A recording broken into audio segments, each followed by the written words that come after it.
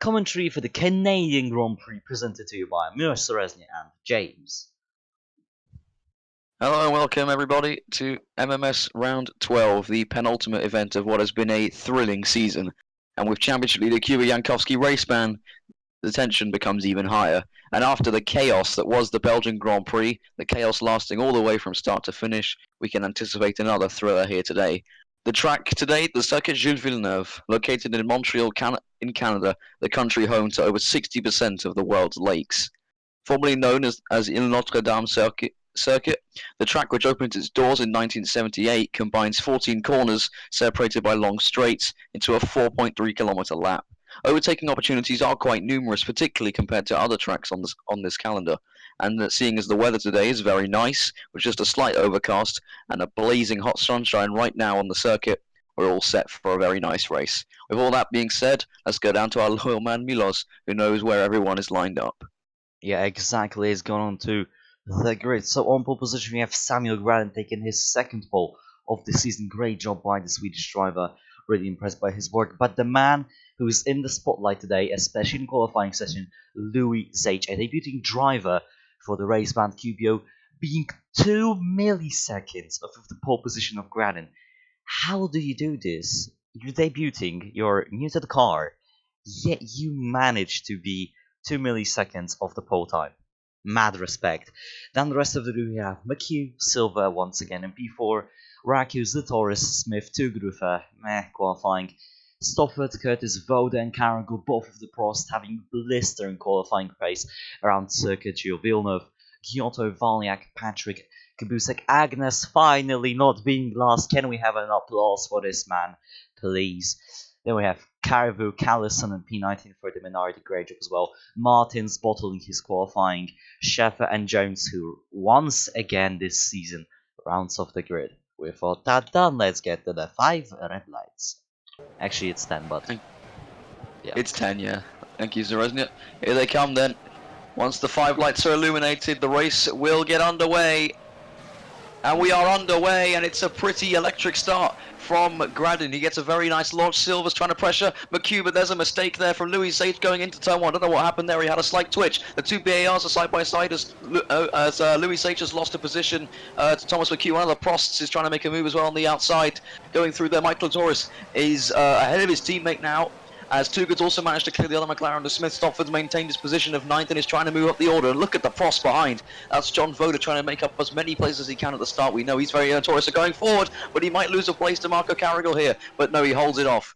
And back to the front though, and Samuel Gradin has very much made a good start. So has Thomas McHugh. We know McHugh's very electrifying and very intensively prepared for these starts. We saw it in Belgium. He went up to first in the end of lap 1, having started 4th, and now we get into the hairpin. This is where we might see some crashes if somebody outbreaks themselves, but no, it all looks pretty clean. There's a move from the Sauber of Mihail Valyak on Marco Carrigal, so Carrigal down to 13th place, and everyone at the back still pretty much in the same order as we go down the back straight here, the longest full throttle part of this track from the hairpin down to the wall of champion chicane, named that after 3 champions crashed into that wall, which Thomas McHugh almost did right there. Elio Silva also getting a bit loose at the end of that corner. So as they cut down to the end of lap 1 to start lap 2, it's Gradin leading the way from Thomas McHugh. Louis H debuting in 3rd. I don't think he'll mind losing a place too much, as we see Marco Carrigal might be under pressure from Ben Patrick.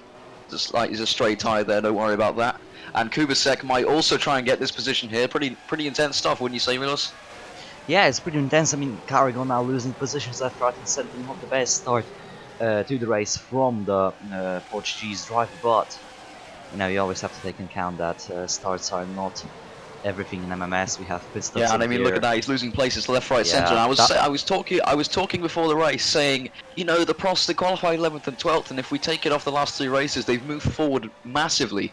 And while John Voda has taken off from his teammate, Carrigal is losing places as there's a battle. Agnes is back down to the bottom 4.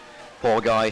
He's under pressure from Connor Callison now. Arrows is basically the only rival to Minardi at this stage. Minardi, they have some pace this season. They've shown that they can manage some great results, but Arrows, on the other hand, if they get good qualifying, they always will get down the order, knocked down They don't really show their pace. They just lose everything left, right, and Back center. to the front, and Meanwhile, look at this. Look at this happening here. Sage has overtaken McHugh. They were momentarily 3 wide going through there. So it's all kicking off on the straight. Sage with a brilliant lap too to catch back up to these guys with Helio Silva just waiting in the wings. McHugh went for a dive up the inside of the wall of champions, so therefore that compromises his run, and he gets shoved out wide by Gradin, and Thomas McHugh in the end losing a place, which is not what he wants. Especially this is his chance as Cubio is race banned. It's all up to him. yeah, if It's all up to him what happens. Yeah, if McHugh scores a win in here today, he will be 1 point off of Cubio, which will make the championship fight really, really tight, if you ask me. It will, yeah. It will make it very tense towards the final race. Too Good. There's a move from Too Good making contact with Rodney Rakus, who's probably been the most impressive driver this season. He's running in, I believe it's 5th in the standings, or even, maybe even 4th, and he's only completed in 6 races. I mean, that just shows that he's a future champion material, in my opinion. Meanwhile, Michael Latoris is harassing the back of Helio Silva, who seems to be a bit of a roadblock between these guys behind and the top 3. Latoris, being quite patient though, was taken out of the last race by Cubio at turn 1, having momentarily led. But look at Rakus. Rakus with a nice switchback, and he's going to get a very good run out of the hairpin. Rakus is slightly ahead, and look at Alex Toogood, who might make this 3 wide going into the chicane. Rakus has actually managed to get in front before they get there, and here's a move for the lead from the debut man, Louis Sage, but it's the same error that cost McHugh on the last lap, and McHugh says, thank you very much, I'll take that 2nd place back. But Samuel Braden needs to put a gap between these guys, otherwise this is just going to happen every single lap, and eventually you do feel that one of these guys is going to get past. I mean, yeah, but making a move into the last chicane isn't the smartest choice. You might even see someone end up in a wall, maybe even out of the race if they continue to do this. You see the curves on the last turn, they're quite aggressive. On the inside, yeah, the tires and the suspension don't quite enjoy it. They can, easily get damaged on that, so the drivers tires and fuel do take quite a hammering around this track. We know this from the past as well. And we just cut to John Voda here in 11th. Stopford's lost a place at the start. He does not seem to have pace around here. And I mean, his season is very much like Alex Toogood's season at the start. It's just it was very good, and then it all just kind of has gone downhill in the last few races. As there's Rodney Rakus forcing his way up the inside of Helio Silva. Silva's going to lose out here if Rakus gets the traction out of the corner. He's got a much better straight line speed advantage, and it looks like he's going to pull clear before they get into the braking zone. So Rakus pulls off the exact same move as on the last lap, as Thomas McHugh makes another move for the lead at the chicane, but this time doesn't end up as far wide as Silva has a bit of a slide. And look in the back there, Stopford and Curtis getting pretty close for company. Stopford making a mistake at the chicane, presumably trying to overtake the Jordan. And back to the front, Samuel Gradin, as I mentioned, needs to pull a gap, otherwise this is not going to end well for him. Especially if someone else has a better pit stop. This section of track here kind of just winds. It's very fast, and then we cut into this lovely little. It's not too slow. It's not too fast, and this exit is so crucial because you got another back straight here. There's no and then into another chicane, which is even tighter than the last one on entry. But on the exit, this next part of the corner is completely flat. And on this run towards the hairpin, it goes slightly uphill now, the road, and then onto the heaviest braking zone of the track. And McHugh's really eyeing this one up. Does he go for a move on Gradin? No, he doesn't. Rakus is trying to go around the outside of Louis Sage. The thing about the hairpin is there is a bit of a bumpy surface on the inside, and in the middle of the hairpin, and you want to avoid that because it can send you wide. And look at how many cars are in this one frame, all the way back to Kubasek. 2 moves being made at the same time. Latoris trying to make a move. McHugh trying to make a move. Latoris has not made it stick. Neither has McHugh, and Latoris might lose out here. Massive slide from Mihail Valyak in the background there. But here's Louis Sage and Thomas McHugh going side by side through turn 1 and 2. McHugh on the inside now. And McHugh, if he can out traction this one, will get ahead. And his car is now ahead of Louis Sage, which allows Samuel Grant to have a little bit of breathing space, as Michael Latoris has actually lost a place there to Alex Toogood, having tried to make one on Helio Silva. Still though, Alex Toogood not really impressing the Ferrari team boss at that moment. I mean, if you take into account that Toogood has been destroyed by his teammate in mostly every race, and now he's been destroyed by a completely new teammate, a complete rookie in the series. Yeah, I don't think it doesn't look good for him. And there's a move from Aaron Curtis on the Smith. Doesn't work again, has to back out of it, otherwise those two would have touched, and that's cost them a lot of time. So Smith no longer has the benefit of the slipstream, as there goes Curtis now trying to make a move into 8th place and push the McLaren down to 9th. And it seems to me that he's pulled that one off. Meanwhile, back to the front, on board with Helio Silva. He's got a brilliant slipstream here from the Ferrari of Louis H. As Thomas McHugh is trying to make a move for the lead again. Helio Silva cuts that corner, runs wide, and there goes Alex Tugan in the other Ferrari trying to make a move. Sage acting as a little buffer to his teammate, and he has gone through. Alex Tugan takes 5th place, and once again, McHugh does not get past the race leader Samuel Gradden at the start. And look at how much time Smith has lost. You saw him in the background there. I think he's dropped down to 11th position. So he's been overtaken by Stopford, Curtis, Valyak and Woda, so he's down Smith to 12th position even. I just spotted it out the corner of my eye. What on earth happened there? Well, we might get a replay a bit later as Giotto and Patrick go side by side, and now he has to make work of the Prost and the Sauber. I and catch think back up that to the happened leaders. at the hairpin, you know. Smith went for a move. He slid across the track and just lost all positions again. If he Back even to the gained any front. positions. Back to the front though, Samuel Gradden on sort of defensive line going into the hairpin. McHugh takes a wider one, so he'll probably get a better exit. As there goes Latoris down the inside on Helio Silva. And does not make it stick, and now Aaron Curtis is trying to get past his teammate, and Helio Silva drops down to 8th position. He's lost 4 places at the start of this race so far, not what he needs at all, as And Thomas McHugh, for probably the 17,000th lap in a row, tries to overtake Samuel Gradden at the chicane, and it doesn't work. And now Rodney Rakus is going to be up alongside the McLaren. He'll have the inside for the first braking zone, but then it's a tight corner. Wow! Rakus up the inside of Gradden as well, and can he pull this off? Wow, he's done it! Rodney Rakus has taken the lead of the race with a brilliant double overtake in the first couple of corners, and Alex Tugan is trying to get past his teammate as well, going into the first proper chicane. But my God, Rakus, another impressive move from him. We've seen one at practically every race as Tugan's losing a place to Latoris. Silva's trying to fight back on Curtis. This could get very, very hairy if this goes wrong. And you can see John Voda in the background as well, hoping that these guys crash so he can pick up the pieces. The two Jordans still side by side, but Curtis has finally managed to assert his authority on that position.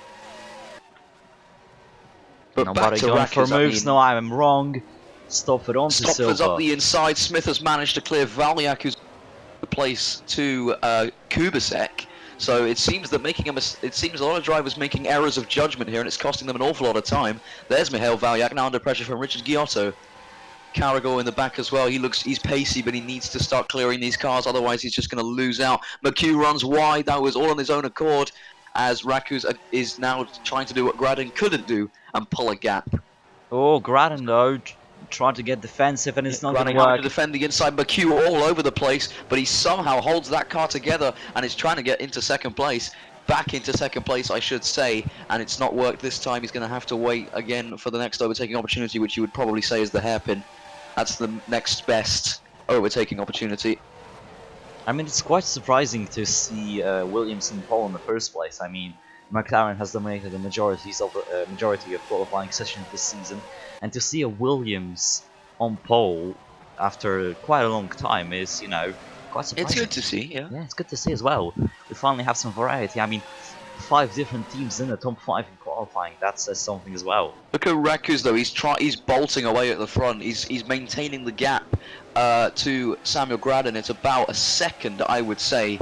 As to the back, we see Aaron Curtis now and the other Jordan. He's trying to make his way through the order, trying to compensate for his teammates' lack of race pace. He's dropped 4 positions as Helio Silva, but Aaron Curtis is about to move up into 6th place if he can pull this one off. He runs wide though, and Alex Tugan almost pushes him into the wall of champions, as there is John Voda going side by side with one of the Jaguars as Kubasek, and Smith is trying to get past him as well. Smith, will he go down the inside?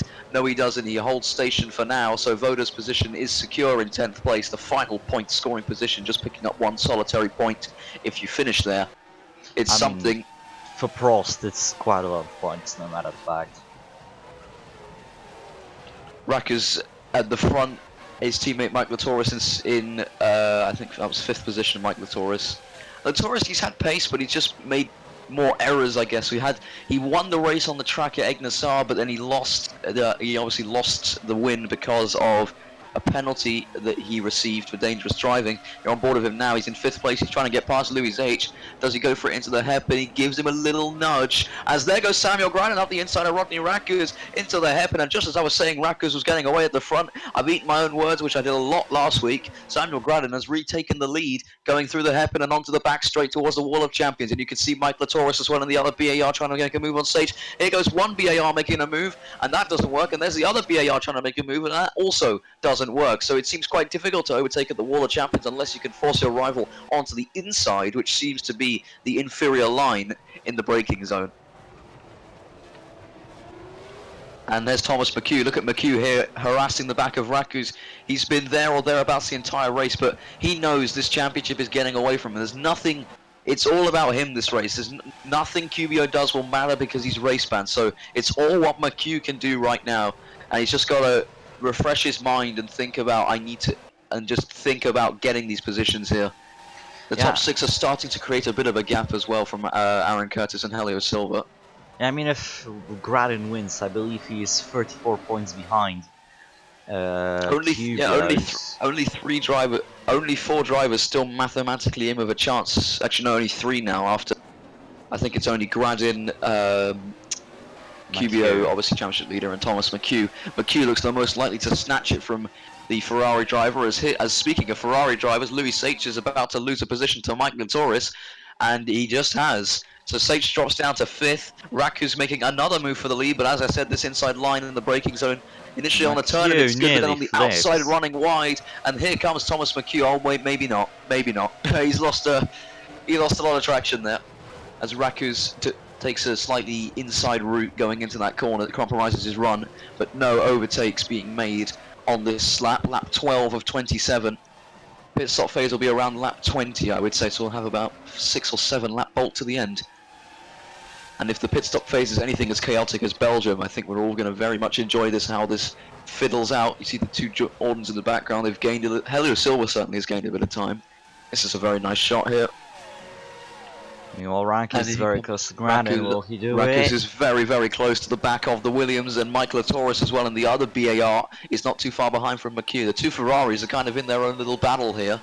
Slightly only just a bit further behind than these guys, but the top 4 is beginning to emerge as McHugh runs wide, and look at that, he drags Latoris wide with him, and now Louis H is side by side with the BAR going down the back straight. He's slightly ahead, and he's already fully ahead. They haven't even rounded the kink yet, and he's already taken the position as Rakus is already thinking of getting past Samuel Gradin again, as there's Sam Stoffel making a move back in the background on one of the Jordans as they all head through here. Big slide there from Mike Latoris as Stopford tries to pull off the move.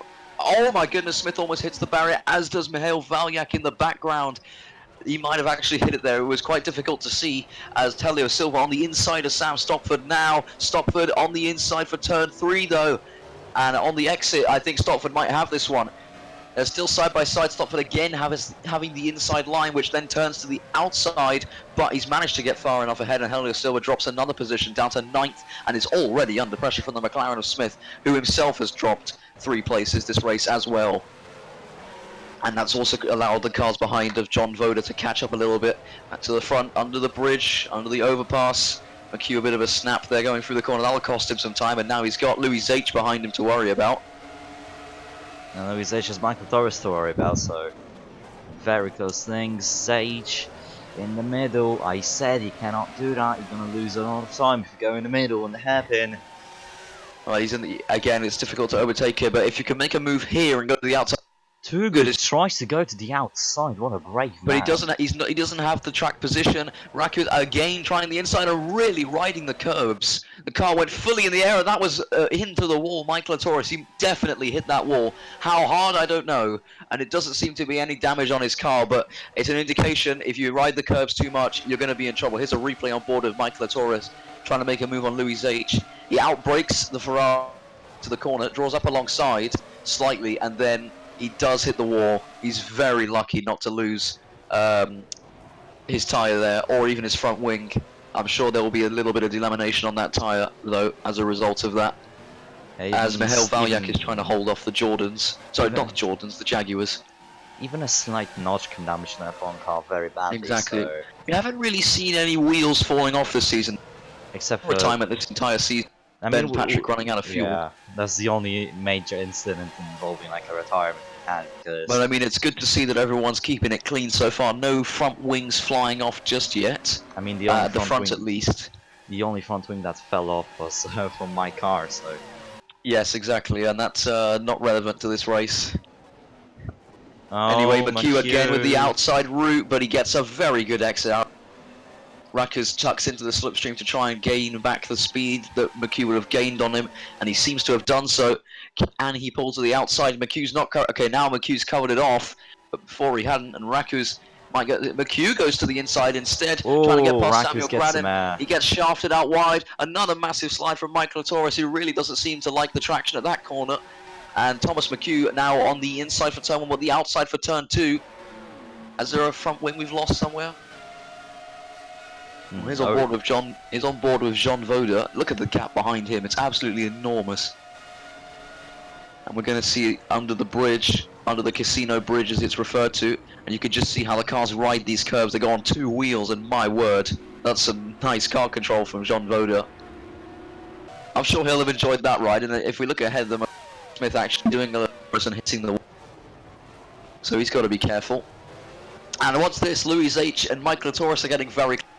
Look at this. This is a very nice scrap for 4th place. Going into the chicane, Latoris on the inside, and he's managed to pull just about enough of a gap through there to hold on to 4th place for now, as Rakus tries to go, tries to get closer to Gradin going through this sequence of corners. Are we going to see an overtake into the next chicane? We saw Aaron Curtis attempt it on Smith, but back out of it promptly, as it wouldn't have worked. It's difficult to overtake it because here, while it's tight, it's very, very fast on the exit and very easy to run a car too wide. Back up the hill towards the hairpin now. And Rakus is giving Gradin a little bit of a nudge going through the corner. Slightly compromises himself, and look at this. The battle for 4th place has now spilled all the way down to 11th position. As that's the Ferrari, sorry, that's the battle for, at 6th place, my bad. P6, my bad. Louis H.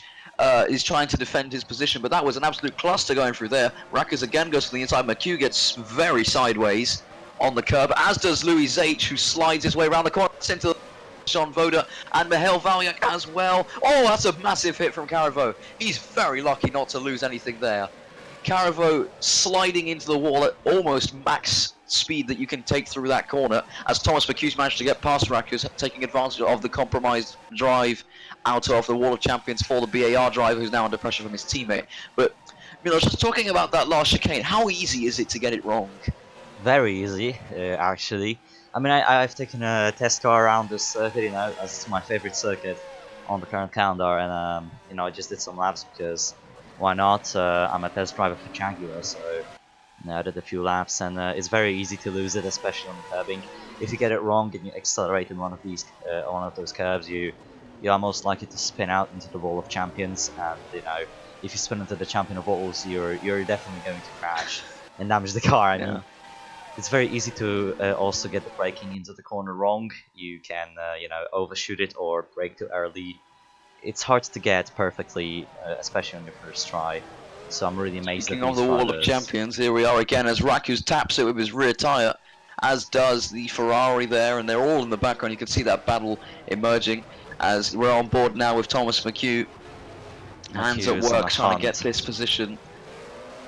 McHugh is seriously on a hunt now. This is for the championship lead, or at least the championship contention, because, you know, as much as McHugh wants to win this race, Braden as well. So if McHugh you know, scores no points, though, he's out of the championship contention. He needs at least 1 point. He has, I believe, 3 wins this season. He at least has 2 wins. Yes, he has 3 wins this season, 2 of which came in the span of 3 races at San Marino and Austria. San Marino with a great drive from him, as was Austria. And now Gradin, we're seeing it again. He's holding everybody up. The top 5 all very close together. And while the top 6 are battling away, sorry, it's not the top 6 anymore because Sage has kind of pulled away. Now, Too Good, would you look at this? Too Good's trying to go up the inside of Mike Latoris. Does he have the traction? We've seen it time and time again. The Ferrari engine. He seems to have selected a better mode, but can he pull clear of the BAR before they get to the corner? Otherwise, he's probably going to lose out here. How late does he go on the brakes? He's very late. He rides the curb, he runs wide, and again, apologies for that, Mike Latoris goes through.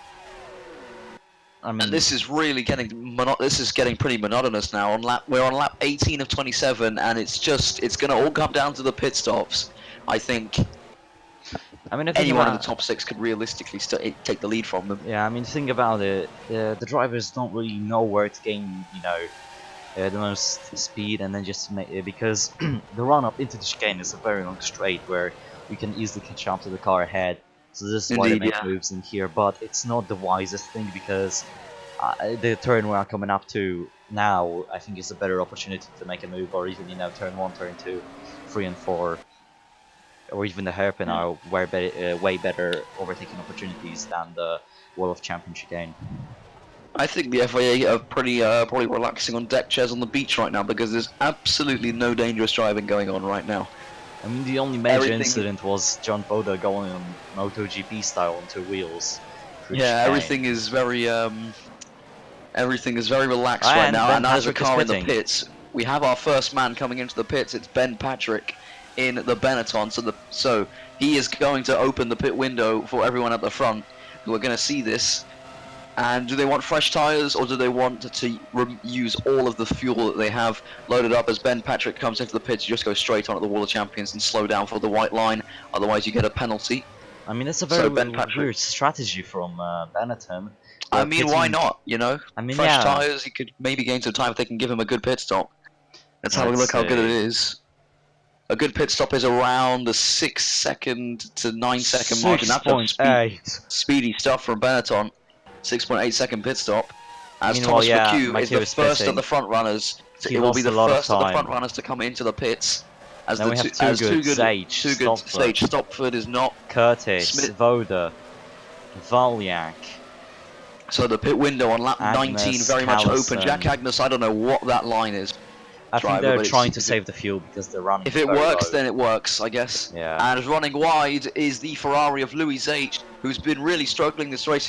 His quali pace was outstanding, but his racecraft seems to be all over the place right now. So we're going to see Thomas McHugh be the first on track here to dive into the pits. Alex Toogood follows him in, and they're going side by side. Stopford and Silver. Smith stays out. Curtis pits. Kubasek, oh my goodness, almost swiped John Voda there. We could see this. If cars get too close together, they might get swiped coming into the pits. Connor Callison also pits. Let's see the pit stop from Thomas McHugh and from Alex Toogood and Louis H. Sage is a bit further down. Yeah, and McLaren, that looked pretty quick. He's down on his jacks already, but the fuel is taking its time. McLaren 11.1 seconds. Toogood has a very similar pit stop, and Sage is the one who. They all had pretty similar pit stops there, to be honest. Callison is going to jump Curtis. Callison has had an absolutely enormous. Curtis is going to drop to last. Curtis has had a terrible pit stop, having to wait for John Voda as well. Callison had an enormously sorry, I shouldn't say enormously. He had a mega pit stop, and he's jumped up loads of positions now in the Minardi. We could see the Minardi in the points this race. You never know. So McHugh's come out. He's actually behind Alex Toogood now, so he's lost the place on the track, and he's going to be kicking himself because that would have been a driver error. Sage is behind. The McLaren was ahead coming out of the pits, so I don't know what happened. Probably got caught up in traffic as Gradin pits. And now the remainder of the cars on track are probably all going to come into the pit, so it's going to be even busier on this lap. As Latoris stops in his box, Rakus stops in his box, Stopford, Silver. There's a huge traffic jam of cars here, so the further down the pit exit your car is, but Gradin is going to get held up. The further down the pit lane your box is, the better. So someone like Silver or Smith, you want that because you can get out earlier rather than have to wait for the cars coming in. Let's see, Silver is away. Silver's had a very good pit stop. Meanwhile, Gradin has jumped them. Gradin has jumped all of them. Gradin is going to rejoin very comfortably in the race lead. Thomas McHugh and Alex Toogood here. Silver's coming out side by side with McHugh almost. That's Latoris coming out the pits. He's lost time. Rackers has lost time. Stopford's lost time. Martins, who qualified 20th, is up in there as well. Points. Agnes is now in the points. There's Connor Callison. There's Smith exiting the pits in 15th position. Alex Jones has gained time. Voda's down to 18th. Curtis is in 20th. What a mad pit stop phase. Gradin 3 seconds to the next car. It's not the biggest gap we've seen all season. We've seen 8 seconds in Austria, but that is still a pretty decent margin with 7 laps to go after this. It's a strategic. This is going to get really intense at the end here, but my God, has that order been shaken up? This is all pretty standard, but then you see Martins in 9th. Was it Patrick or Martins who pitted early? It was Patrick, and It was Patrick, and Patrick is just in the frame there. He's in 13th position, so brilliant stuff from the Benetton guys. Their cars are now running in 9th and 13th. One of them qualified in 20th position and now runs 9th, which I believe will probably be the highest gain of, actually no, Rackers in Austria. Yeah, Rackers in Austria. Would be the highest gain, but back to the front, and Greiden's lead is already coming down. It's with 3 seconds on the last lap. It was 2.5 as they came across the line, but and I mean, yeah, he's got to put his foot down, and McHugh as well. McHugh, he needs this more than anybody, I think. Yeah, but he's losing time to Toogood. Alex Toogood ahead of him is mathematically out of the fight. Greiden is still in it, but by the skin of his teeth, really.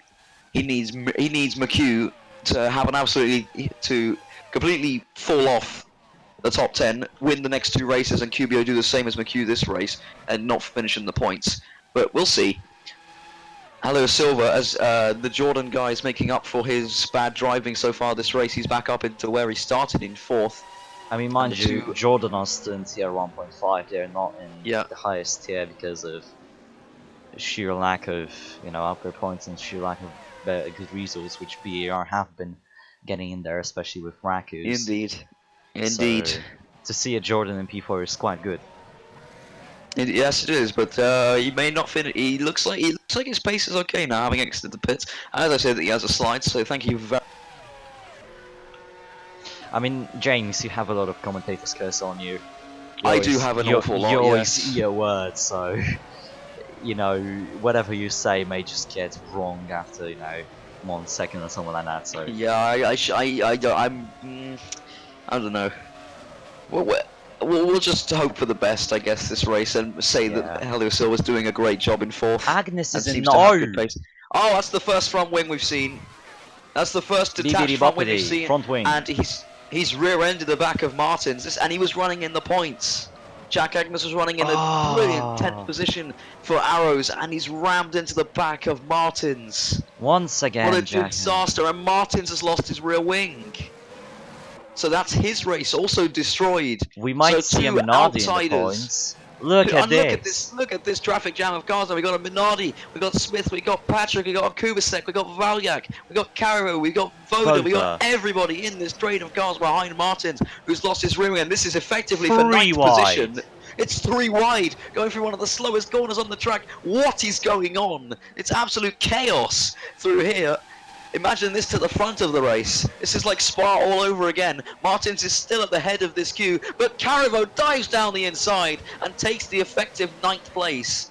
Because obviously the Arrows has to come into the pits. Smith gets past Ben Patrick and is up into 13th place. And now look how slow they're going. And look at how slowly they go.